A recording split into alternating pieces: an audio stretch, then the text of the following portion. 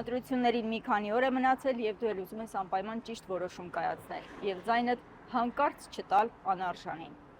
Եվ քանի որ հիմա թե բանավեճերի, թե հարցազրույցների ժամանակ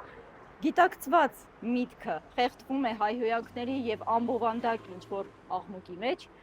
Մարտական եղբայրություն միաբանությունը կազմել է հարցաշար եւ այդ հարցաշարով հյուր ենք գնում քաղաքական այն ուժերին, որ համաձայնել են պատասխանել մեր հարցերին։ Գնացինք։ Բարև ձեզ, պարոն Սարգսյան։ Հարգանքներս։ Շնորհակալություն նախ, որ համաձայնվեցիք այս ֆորմատով մասնակցելու, տեղեկացնեմ, որ մենք Մարտական եղբայրություն միաբանությունը եւ իր կողմից ստեղծված ազգային հեղափոխություն կուսակցությունը, քանի որ կուսակցությունը ստեղծվել է, բայց կուսակցությանը չեն գրանցել պետրեգիստրում ծրագրի պատճառով, որոշել ենք փոքրինչ բովանդակություն տալ ընտրություններին, որովհետև այս պայմանը անդադ հայոյում են իրար, քրվում են, նույնիսկ ՀՄԿ-ի եթերում են իրար քրվում։ Մենք փորձում ենք քաղաքական միտք առաջ բերել ու բոլոր այն կուսակցությունները, ովքեր որ համաձայնվել են իրենց քաղաքական միտքը առաջ տանել, մենք գնում ենք լուսաբանելու, բացառություն են կազմում քաղաքացիական պայմանագիրը հանրապետություն կուսակցությունը, ով քաղաքացիական պայմանագրի հետ պատրաստ է կոալիցիոն գործընկեր դառնալ եւ բոլորին դեմ է, քանի որ իրենք քաղաքական որակարգություն են, այլ տեխնիկական հարցեր են առաջ քաշել, իրենց էլ չենք լուսաբանելու, իմաստ չկա, որովհետեւ այս քաղաքական հարցերին իրենք չեն կարող պատասխանել մի բարձ պատճառով, որ մի քանի կուսակցություն կա այդ բոլորին դեմում գտնվող։ Հիմա անցնենք հիմնական հարցերին, մենք առանձնացրել ենք մեզ համար 6 կարևորագույն հարցերը, որը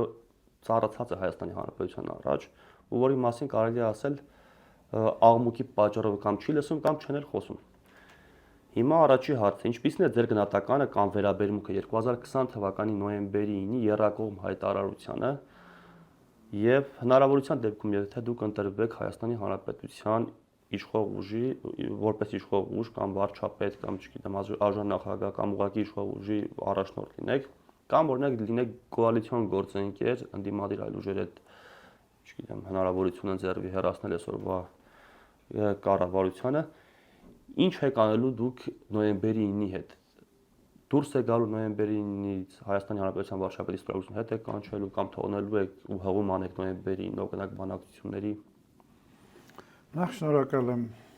այս հնարավորության համար, լավ անուն կա ձեր կուսակցությանը եւ լավ անուն ա դրված ձեր այս համախմբանը Մարտական եղբայրություն։ Ուրեմն մի փոքր ուղում կառավար իշխանություն, մենք այդ բառը ընդհանրապես հանում ենք, ծառայության ենք գալու։ Ինչ վերաբերում է նոյեմբերի 9-ը, մենք ասել ենք, մենք Ադրբեջան երկիրը չենք ճանաչելու, այդ անունը չենք էլ հոլովելու, Մերձկասպյան ինչ-որ ռեգիոն, Ադրբեջանին չճանաչել, տարածքները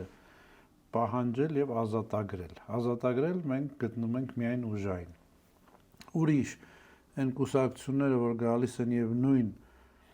Նիկոլ Փաշինյանի նարատիվներն են կարդում, թե դիմելու ենք միջազգային ատյաններ, այդ բոլոր կառույցները միջազգային չեն աշխատում եւ վաղուց արդեն մարդկությունը ցույց է տվել, որ ուժն է ստեղծում իրավունքը, ուրիշ ձև չկա այս մարդկության ինձ հայտնի պատմության մեջ։ Ինչ վերաբերում է նոյեմբերի 9-ը, դե եթե ասենք պետությանը չենք ճանաչում, պարզա որ այդ պայմանագիրն է չկա։ Պայմանագիրը ուղղակի դուք ասում եք չենք ճանաչում։ Չենք ճանաչում, ենք ուժային։ Բայց պայմանագրում երրորդ կողմ էլ կա Ռուսաստանի Դաշնությունը, որը այդ երրորդ կողմերը միշտ փոփոխական են։ Միշտ այդ դրսի ուժերը փոփոխական են լինում։ Շատ լավ։ Հաջորդ հարցը։ Ինչպիսին է ձեր վերաբերմունքը 2025 թվականի օգոստոսի 8-ին նախաստորագրված խաղաղությանը, այսինքն շարունակելու եք այդ խաղաղության գործընթացը, թե չեք շարունակելու կամ ինչ եք անելու այդ նախաստորագրված հայտարարության հետ։ Տեսեք, խաղաղության երկու ձև կա Ադրբեջանի հետ։ Մի ձևը բոլոր կառավարության անդամների երեխաներին երկու կողմից, կանան բանկիրների երեխաներին է, ուղարկում ենք սահմանի վրա միշտ այնտեղ ակտիվ ծառայություն, լինում է խաղաղություն բոլորին, հա, այդ ԱԺ-ի կուսակցությունների բոլորի երեխաները երկու կողմից սահմանի վրա, բանկիրների երեխեքին էլ կողից ուղարկում ենք, իրար հետ ընդ կեսը նարկաման են, իրար հետ խաղ ապրում են երկրորդ ձևը մեր առաջարկած ձևն է Ադրբեջան։ Առաջ ռուսական գեներալ Լեբեդի, հա, հայտարարությունն է, չէ՞, եղել ժամանակին ռուս-չեչենական պատերազմի ժամանակ։ Հա, ճիշտ է, դա Լեբեդից առաջ ուրիշներն էլ են ասել։ Հիմա մյուս ձևը Ադրբեջանի լուծարումը։ Մենք ուրիշ տարբերակ այսօրվա, ես չգիտեմ, 50, 100, 200 տարվա մեջ չենք կարող գտնել, որպեսզի Ադրբեջանի հետ ունենանք խաղաղ, այդ անունը էլի չտանք, այդ մեծ Կասպյան այդ երկրի հետ ունենանք խաղաղություն։ Լուծարում, այսինքն մենք մեր հողերի ազատագրողն ենք, այնտեղ մենք ունենք կապեր ազգային փոքրամասնությունների վտարանդի կառավարությունների հետ եւ այնտեղ ազգեր կան, որ նույնիսկ համաձայնություն են հայտնել Հայաստանի կազմում լինել, քանց թե իսկ ով էլ չի լինի ինչ-որ մեկի կազմում, նրանք կարան կոնֆեդերացիայի սկզբունքով ապրել։ Այդ ազգերը բռնի են միացվել այդ արեստածին պետությանը եւ նրանք շատ լավ կարող են ապրել կոնֆեդերացիայի սկզբունքով։ Բայց մենք հասկանում ենք, չէ՞, որ Ադրբեջան պետությունը Ռուսաստանի խորհրդային միության կողմից ստեղծված պետություն է եւ պետք է նաեւ դրա համար պայքարել նաեւ Ռուսաստանի դեմ, որովհետեւ դա իրենց ծնածն է մեծ հաշվով, իրենք են ստեղծել ընդդեմ Իրանի։ Տեսեք, ես էլի եմ ասում, այդ դրսի ուժերը շատ փոփոխական են, երբ որ ես ասում եմ, որ Սուդանը պետք է առանձնանա, նույնիսկ տեղացիք չէին հավատում, ասում էին, ինչ հեքիաթներ ես էլի պատմում, ասենք մենք բուրգեր ունենք, որ Եգիպտոսից հինեն, մենք մակով ճանաչված պետություն ենք, բայց ստացվեց այն ինչ որ ստացվեց, այսինքն այդ դրսի ուժերը շատ փոփոխական են եւ նրանք համագործակցելու են, ով էլ եկավ, նրանք համագործակցելու են։ Մի հավատացեք այս կեղծ թեզերին, թե ասենք Ռուսաստանի դաբրոն ունի մի ուժը կամ Ամերիկայի դաբրոն ունի, նրանց համար մեկ է, այդ ուժերը միշտ կոնֆլիկտի կողմն են կանգնելու։ Մենք Կենիայում հաղթեցինք բրիտանական, ասենք, պրոտեժեին, բայց բրիտանացիք մեր հետ շարունակում էին համագործակցել։ Այսինքն այդ ուժերը շատ փոփոխական են, նրանց համար կապ չունի Արտակ Սարգսյանը ժողովրդի աջակցությունը կստանա, թե միայն ինչ-որ ուժ, նրանք բոլորի հետ համագործակցելու են։ Գանք հաջորդ հարցին։ 25 թվականի օգոստոսի 8-ին ստորագրվեց եւս մեկ հռչակագիր, դա անխոչդոտ ճանապարհի մասին էր։ Հիմա թրիփ կոչված է։ Իմիջիայլոց մարդ կար, ով ասում էր Նեժդեի համար վիրավորական է, որ այդ ճանապարհը թրիփի անունով են կոչել, կարծես թե այտենց որ Նեժդեի անունով կոչվեն, ամեն ինչ նորմալ էր լինելու, ծաղուր ծանակ է, բայց ձեր վերաբերմունքը, ասենք, անխոչդոտ ճանապարհին ինչպիսին է։ Տեսեք, կոմունիկացիաները պետք է բացվեն։ Այդ բեռը միշտ դրվում է հաղթող կողմի վրա։ 30 տարի մենք ձախողեցինք։ Աշխարհը մեզնից վերցվեց, տվեց Ադրբեջանին։ Նրանք էլ են ձախողելու, նրանք էլ չեն կարողանալու բացել։ Պուտինի ուղի պետքա կոչվեր նոյեմբերի 9-ի համաձայնությամբ, եկավ տրիպի ուղի է կոչվելու։ Մենք դրան կարանք անվանենք Silky Way, հա, այդ մետաքսյա ճանապարհ, ասենք աշխարհը 4 միլիարդ մարդ իրար կապնվելու է։ Հիմա ինչ բանաձևով է կապնվելու, հա, եկեք Տրամպին հիմարի տեղ չդնենք։ Նա դիլերի, հա, նա հանճար է։ Ունի տրիպը ինչ-որ դրական եւ բացական կողմեր երկուսն էլ ունի։ Դրականը, որ մի փոքր ժամանակ Ադրբեջանի կարգախոսը փոխվեց, հա, որը որ արդեն բաց տեքստով սպառնում էր ռազմական գործողությունների։ Հիմա ինչ առաջարկ եղավ Տրամպի կողմից։ Հայաստանը իբր ագրարային երկիր է, իբր, բայց կախված է այդ մի փոքր ճանապարհից, որ Ռուսաստանը ամեն անգամ կամ փակելով կամ բնական բնությունը փակում է այդ ճանապարհը եւ մենք հայտնվում ենք էկոնոմիկական լուրջ ճգնաժամի առաջ։ Այսինքն այդ մարդը հասկանալով, որ ինչ ուզում ես արտադրի քո երկրում, դու Եվրոպան քեզ չի ընդունելու, Ռուսաստանն էլ ծիրանդ կփագի, պամիդորդ կփագի, հարցերը լուծելու, ասած եկեք ռայոնները զարգացնենք բարձր տեխնոլոգիաներով։ Nvidia կամ եսիմ ինչ։ Լավ առաջարկ։ Իսկապես Հայաստանի համար փրկություն եւ Հայաստանում է ձևավորվել այդ IT ոլորտը, որը որ 5-րդ իշխանությունն է եւ մեծ գումարներ են պատտվում, իշխանությունը չէ կարողանում կարգավորի ու չէ կարողանալու կարգավորի եւ իրոք մենք ունենք խելքեր այդ բնագավառում։ Հիմա Տրամպի առաջարկը, եթե փաթեթով մեզ տան,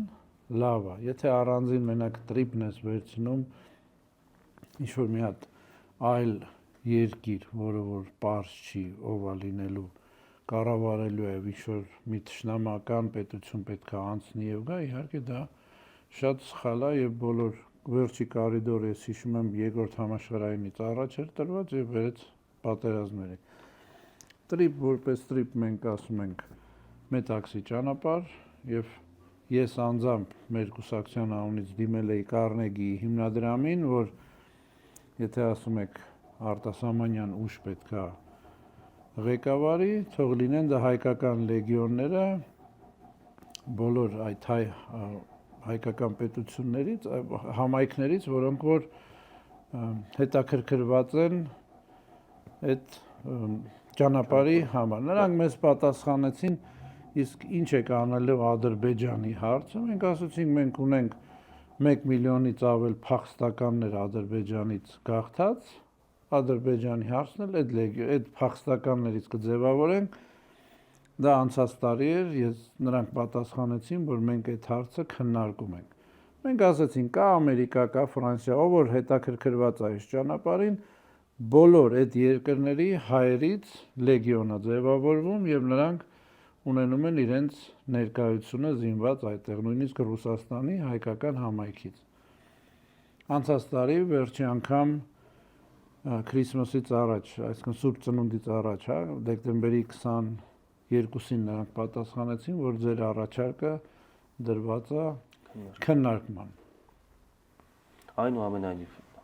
թրիպ կոչված է այնպիսին ինչպիսին որ այսօր կա նախաստորագրված ձևով։ Այդ դուք վավերացնելու եք իշխանության ծառայության գալով։ Մենք չգիտենք ինչ է դրված։ Մեզանից պահում են։ Բաց տվյալներով այն ինչ որ կա։ Բաց տվյալներով մեզ ձեռ չի տալիս առանձին որպես։ Չեք վավերացնելու բաց տվյալներով ինչ որ կա։ Դա անհետեցությունն է, նույնիսկ այսօրվա